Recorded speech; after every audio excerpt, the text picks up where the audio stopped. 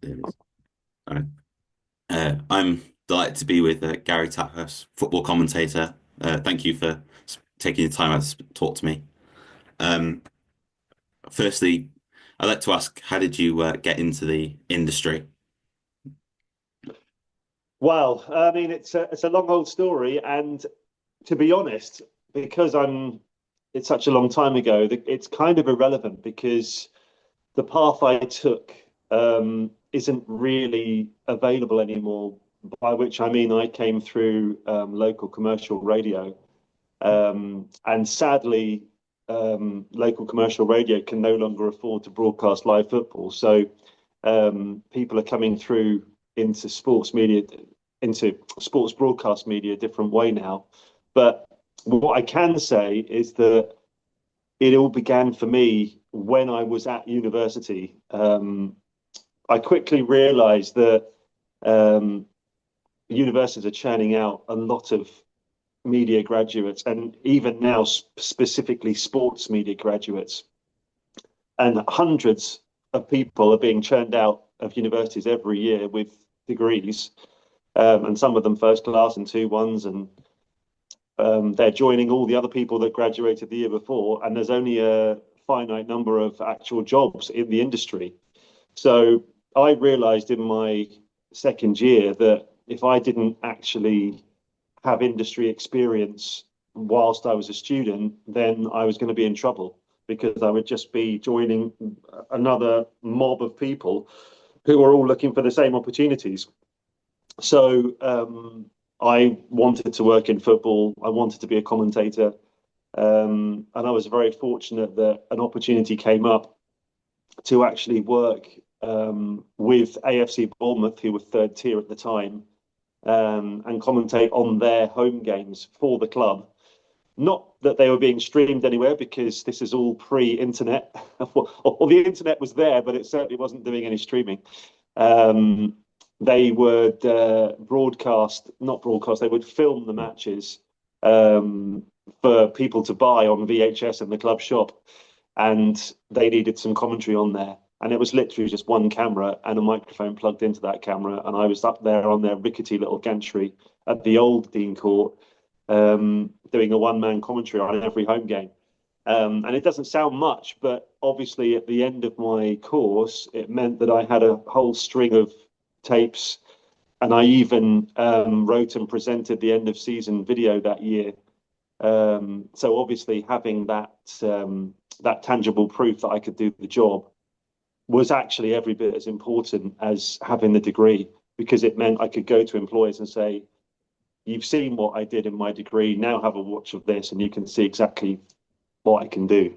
So I would say to everyone who's at university, you will never be in a situation where you've got this much time and facilities on site to prove to people what you can do. You don't even have to be out there broadcasting. It's about showing that you know how to do the job. So, people message me all the time saying, "How do I, for example, become a reporter on Soccer Saturday?"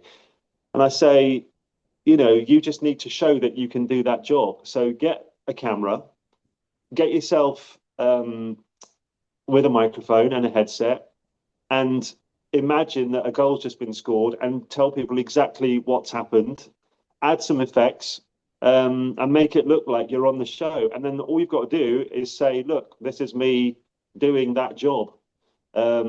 Use your imagination, get in touch with local football clubs, local non-league clubs, because they're always looking for people to help them for free, help them with interviews and with social media. And um, this goes on. I live in Bournemouth, and this goes on with the local clubs at Poole and Wimborne. They use students um, to do interviews and content, and it means people are leaving with actual proof that they can do the job. So that's how it happened for me. I didn't then walk straight into a sport media job. I was naive. I thought I would. It didn't work out like that. I ended up working in news, local news, and commentating for free at weekends until I had enough experience to actually move into that full time. So it did take quite a while, but I was very single minded that that was what I wanted to do. And I was prepared to I was prepared to do it for free and earn my money doing something I didn't want to do during the week until that opportunity arrived, and I really believed it would. There was a time there where I wondered if it was going to happen, but thankfully it did. And actually, by the age of 25, I was working full time in sports broadcasting. So it took a while. So you've got to have a lot of inherent self belief. You've got to have the ability, but you also need the proof that you can do the job. Did you? That was quite a long answer. Sorry. That's fine. That's fine. Um, did you obviously before you started like doing your university course, did you know from a certain point where you thought, yeah, this is what I want to do, or was there something that you just was it like a late instinct? No, no, I knew from about the age of 15, I wanted to be a commentator. I mean, my parents thought it was a joke. Hmm. They were like, "Yeah, you can't do that for a living. You can't do that for a job. You've got to find a real job." Um, but I was, I'd watch the World Cup and think, well, these guys are doing it for a living. There must be opportunities out there. Um, so yeah, I made it my mission. And it's very funny because now, my mum and dad will watch me on TV and think, wow, he really is a commentator. Um, Maybe we should have believed in him a bit more. And that's why I tried to do the same to my own two sons, who are both teenagers. Follow your dreams, kids. So yeah, no, I was very lucky. I think a lot of people who are still at school really don't have a clue what they want to do. They might have pipe dreams, but they don't actually think this is my career and I'm going to go for it. I was very lucky that I did have that, and obviously, I'm sure to some they would have just laughed and said, "Well, you're not going to be a football commentator. You've got to have a plan B." But that was always my plan A, and I was determined to stick to it. And obviously, I decided that I better have some other skills. So I was always being quite good at writing. So studying journalism just seemed the natural thing to do. There was no sports journalism degrees back then, but I did the multimedia journalism course, and it encompassed news writing, um, law, shorthand, all the skills you need to be working in this industry. And I just chose to focus on sport after I left. So with like you said about just then about at the age of 25 you got your first job. Was that So what was that was my first. Just to clarify, that was my first full time job in sports broadcasting. So I was working in sports media. I spent 1 year on local newspaper doing news. I then got a job at Opta, the football statisticians, where I was actually a journalist. I was writing about football based on the stats. And it was a very small company at the time, and I sort of grew with the company. I was working for Capital Radio at weekends, reporting on football. But as much as I was enjoying working at Opta, that was what I wanted to do. So I lived for the weekend stuff, but I couldn't get an opening actually working in sports broadcasting. And it took a long time, and then one came up. So yes, from graduating until the age of 25, I was toiling away, hoping for that opportunity to come along, and it did finally come in 2001, which doesn't sound that long ago to me, but it really, really is. with like that moment then when you did finally get sort of make a way into the industry, obviously in a full-time capacity? Was Yeah. it what was that experience like? Because obviously it's not something where you can maybe like an industry where you can just sort of come back to it. It's kind of very there's a lot of people going for the same stuff. Yeah. Well, yeah. I mean, back then, again, you've got to remember that the internet was a very different place. So jobs like that were generally advertised in the written press. So the Media Guardian on a Monday was the go-to place. You'd buy that, and it would be rammed full of jobs. Surprisingly few in sport. And I saw one that was available, and it was a company who were launching digital radio stations. And in 2001, this was very unusual. Digital radio stations at four different football clubs in the Premier League: Chelsea, Southampton, Derby, and Aston Villa. And they needed commentators and reporters at all four full time because it was a 24-hour station, which was actually broadcast through Sky Digital, with the plan to then go on to DAB radio. So this was really ahead of its time. as it transpired, it was too ahead of its time because the world wasn't quite ready for that, and they ran out of money before it could launch onto the AB. But it was such a success. I ended up at Chelsea first as a reporter, and then very quickly, actually, I became the commentator and the sports editor. So an incredible experience because I was home and away at every game on site, and that includes the Champions League. We would fly with the team to Barcelona and Prague and wherever they were going. A couple of trips to Moscow, including for the Champions League final. Incredible experience. And if you think of Chelsea at that time, a couple of years after I started, less than 2 years actually, Abramovich bought Chelsea from Ken Bates. Mourinho arrived, and all that influx of signings. So it was an incredible time to be on the inside of that experience. I was there in the boardroom when a lot of those players were signing to get the first interview. So amazing, and obviously, what that did.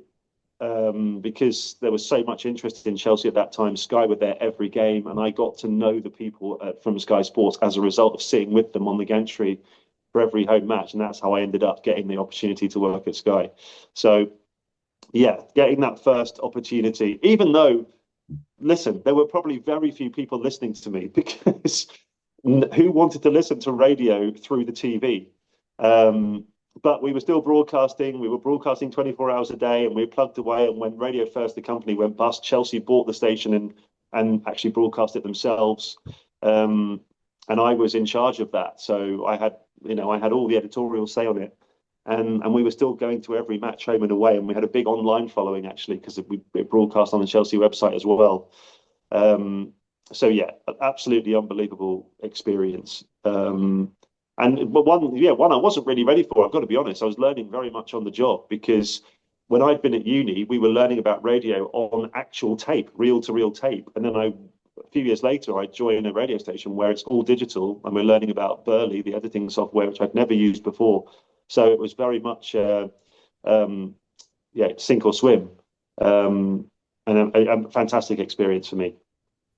With that as well, when you say about that experience, was that especially going into that first job, being able to actually, you say about the experiences that you've had in university, but also then that they're able to, when you move on from maybe that first job, or even in the middle of it, you get better, that it's not just something where you pick up the skill and then it's you keep working on it. It's not just something where you have it and then that's it. I think in this industry, you can never rest on your laurels.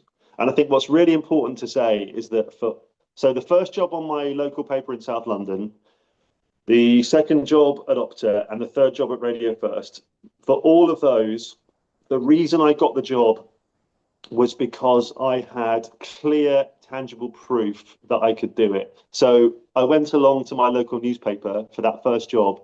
And it wasn't an entry-level job, by the way. They wanted 1 to 2 years experience. And I didn't think I stood a chance. I'd literally just graduated that week. In fact, I hadn't even graduated. I'd finished my course. I hadn't graduated yet. And as it happens, I didn't even go to graduation because it fell on a press day. So there's no picture of me in a mortarboard. But the reason I got the job is because in that final summer, between second and third year, we had to do a placement. And I didn't follow everyone else by going to the huge organizations where you might get to meet some brilliant people, but how much work would you actually do? I went to a tiny, tiny newspaper, which employed, I think, 3 or 4 people, where I knew I would get to do a lot of writing. And as it happens, the main writer decided to up sticks and leave not long after I started that placement. And I was basically the main journalist for those 8 weeks. And I ended up with a cuttings book that thick. And all I had to do, once I'd got the interview for that local newspaper job, I literally just took that folder in. I had it professionally bound. And I said, this is what I can do. And they looked through it and they said, well, how have you got all this experience? You've literally just finished uni. But you've been doing exactly what we want someone to do here. And they gave me the job on the spot. So it's about proof. Once again, show people that you can do the job. forget the fact that they want this much experience. As long as you can prove you can do it, that's enough. The second job at Opta, they wanted proof that I'd done sports writing. Well, I hadn't been in a job where I've been writing sport, but I had been doing bits and pieces. So when I was writing news, I'd said to the guys on the sports desk, would you mind if I just do the odd press conference just so I can write it up? And it's got my byline. So I showed them a couple of cuttings. Perfect. That's exactly what you wanted to do. You can have the job. And the third one with Radio First, they said, we need to hear proof of what you're like on air. So all the work I've been doing for free for all those years, that's when it came to fruition, because I put some of those clips together just to like a 4 or 5 minute package and said, here you go. They took a listen and said, yeah, that's perfect. When can you start? So in all of those examples, I didn't necessarily have the experience that they wanted in terms of time, but I was able to show and demonstrate to them that I could do the job. And that's what it is all about. So, just go back to my first answer. While you're at university and you've got time on your hands and facilities, that is when you need to start. You need to start proving to people that you can do the job, because, as I said, you've got these hundreds and hundreds of graduates across the country leaving university, and they've all got a degree. So how are you going to be standing out from the pack? What's going to make you get that interview? And it's not going to be the degree, because that's a given. That's basically expected, or the NCTJ qualification. What they're looking for is proof that you've been out there in the industry doing the work and that you've got a head start on your peers. So thankfully, I realized that in my second year, and that's what stood me in good stead. And another thing I would say, guys, is one, work on your CV, because I don't know what your universities are like, but mine didn't give any help with CVs whatsoever. And my own CV was terrible, and it took a lot of work to get it up to scratch. In the last year, I've been through over 100 graduate CVs from people who've contacted me on social media. And I would say over 90% of them were absolutely abysmal, full of mistakes, spelling mistakes, grammatical errors. The templates were dreadful. A lot of them were very dated. So that is something you can really work on. Get yourself on Canva and look at templates and look at online examples. Really sell yourself, because that's the first thing any employer is going to see. They might give you, research shows they'll look at a CV for between 8 and 30 seconds and they'll make up their minds straight away. So you've got to direct people's eyes to exactly the right thing, which is the industry experience. It's the most important part. It's not your profile, which is just your opinion of yourself. It's not your education. It is your industry experience that matters. So you've got to direct people straight there with some very well-written bullet points. And I've been through this with so many people, and you would be amazed at how bad some of the CVs I've seen are. So that's something that everyone can work on. And the other thing is the portfolio. So anytime anything is published with your name on it, get it in an online portfolio and in a bound portfolio that you can show people physically. This is all stuff you can do to help yourself. With then the skills you need, what would you say is the right sort of stuff to have next to your name in terms of what you need to be successful in this industry? Well, I mean, it's impossible to give a simple answer to that, because the industry covers an enormous range of possibilities. It's about deciding for yourself, what do I want to do? What specific path do I want to follow? Do I want to be a written match reporter? Do I want to be someone who is going to press conferences and reporting on radio or TV? Do I want to be a commentator? Do I want to be a reporter doing post-match interviews? Do I want to be a reporter on Soccer Saturday? Do I want to do maybe 2 or 3 of those things? Focus on that and try and get those bits of experience. It doesn't need to be a huge amount. It just needs to be enough to prove to people that you can do the job. So it's about focus, and it's about working towards those goals. And, you know, maybe the first couple of attempts won't be good enough. You might watch it back and get someone else to watch it back for you, or read it back and say, you know, that's not up to scratch. Do it again. Um, but, you know, anything that's been published or printed, and we can all do it now. We can publish a blog and it can look amazing, or a Substack. You know, there's no excuse for not being self-published anymore. But what it needs to be is well written and error-free. And this is where so many people fall down, because you might think to yourself, well, you know, the odd typo, who cares? Well, the problem is you're trying to impress people from my generation, you know, Gen X, Mm. and we do care about that. You know, we want perfection, and we don't want typos. So you've got to impress people of my generation by making sure there are no errors in your work. And I've got to be honest with you, it's very rare that I see that. I get stuff sent to me, and a lot of what is written is absolutely superb, but there are too many mistakes, and that's all I can focus on. And I just think you've got no excuse here. You know, you want to be a journalist. So what is this telling me about your attention to detail, if you can't even send something that is error free? And I've had people say to me, I mean, maybe you won't believe this, but it's true. I've said that to people, and they've said, well, I'll have an editor. They can correct those errors. I'm like, well, no, the editor doesn't want to spend time correcting your work. He's assuming that you're a journalist who pays attention to these things. So, um, yeah, that's another bit of advice I will give. You know, there's just no excuse for typos and errors anymore. Use a spell check, read it back 2 or 3 times, and crucially, get someone else to look at it as well with fresh eyes and point it out to you.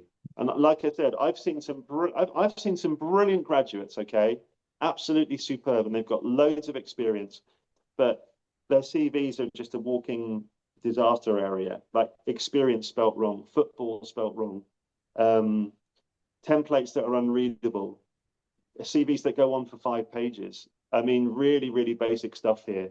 And this can all be resolved very quickly. And then they wonder why they're not making any progress in the industry. Well, that's why, because they might have incredible skills, but they're not selling themselves properly. With that, like one probably big question about this is that um in terms of like advice that you give to people sort of coming to maybe towards the end of their degrees, or people who have graduated and looking for work, what would you say is the best advice for them to be able to, you know, maximize their potential in the industry? Well, I mentor quite a few people who want to be reporters and commentators, and I say the same thing to all of them. And I'm probably going to repeat myself a little bit here, but um, put yourself in the position of an employer who's looking through maybe 150 or 200 applications for a job you're interested in. How are you going to stand out from that crowd? What does your CV say about you? What does your portfolio say about you? What does your show reel say about you? Are you selling the best version of yourself? Um, are you guilty of blanket applying for numerous jobs? And by that, I mean having a CV and a cover letter and just changing the very basic details to apply scattergun approach. Maybe you want to apply for 40 jobs. You just do the same cover letter, the same CV, and change the details. That will get you nowhere in this industry, absolutely nowhere.